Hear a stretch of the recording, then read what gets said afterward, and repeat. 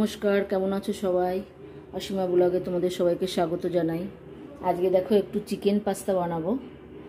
এই জন্য আজকে একটু চিকেন নিয়ে নিয়েছি, আর এই পাস্তাটাকে এই দেখো আমি এটাকে জল ঝরিয়ে রেখে দিয়েছি। এই চিকেন পাস্তার জন্য এই পাস্তা তো সিদ্ধ করেই নিয়েছি। এখানে একটু বিনস নিয়েছি, ক্যাপসিকাম নিয়েছি, একটু কাঁচা লঙ্কা কেটে নিয়েছি, একটু পেঁয়াজ কুচি নিয়েছি, টমেটো কুচি নিয়েছি, আর একটু চিকেন তো নিয়েছি, আর একটা ডিমও দেবো। এই দিয়ে আমি এখন চিকেন পাস্তাটা বানাবো। পেঁয়াজটা একটু লাল লাল ভাজা হয়ে গেলে আমি ক্যাপসিকাম আর বিনসটা দিয়ে দেবো,